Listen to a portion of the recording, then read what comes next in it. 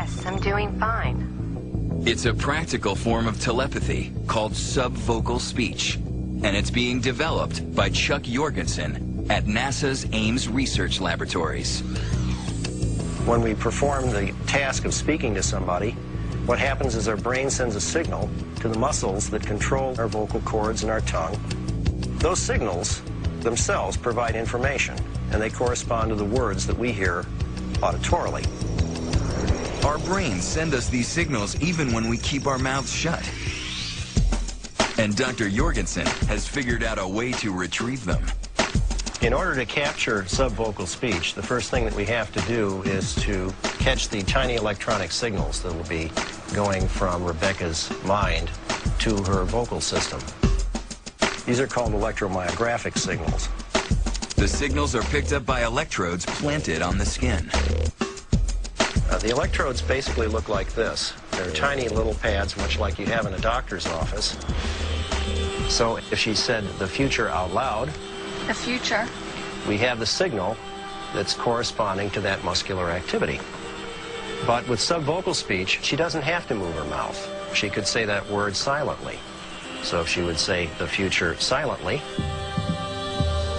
here she said the future, but she didn't move her lips.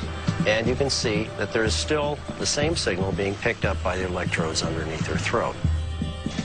Once the electrodes capture the signal, they can be transmitted, as if through a cell phone, to someone with an earpiece receiver. So the newer sensors are the size of a dime, and they're going to continue to get smaller.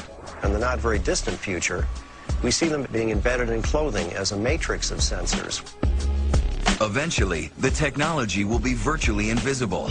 Two people equipped with the same sending and receiving devices will literally be able to talk to each other without moving their lips.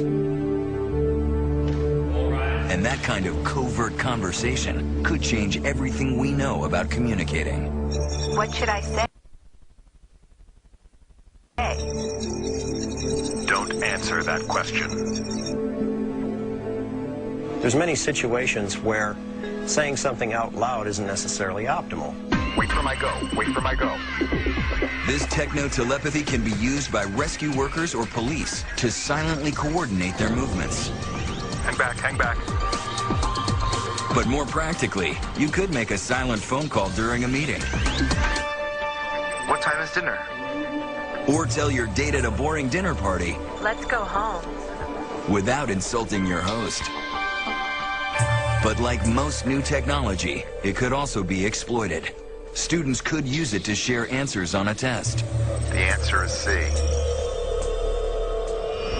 Or poker players to gain unseen advantage. He's bluffing. However subvocal speech is used, the future of this silent communication is closer than you think. And it's not only fellow humans who will hear our thoughts. We can actually move a robot around using subvocal commands. For example, Move forward. Machines will also be able to respond. And move left.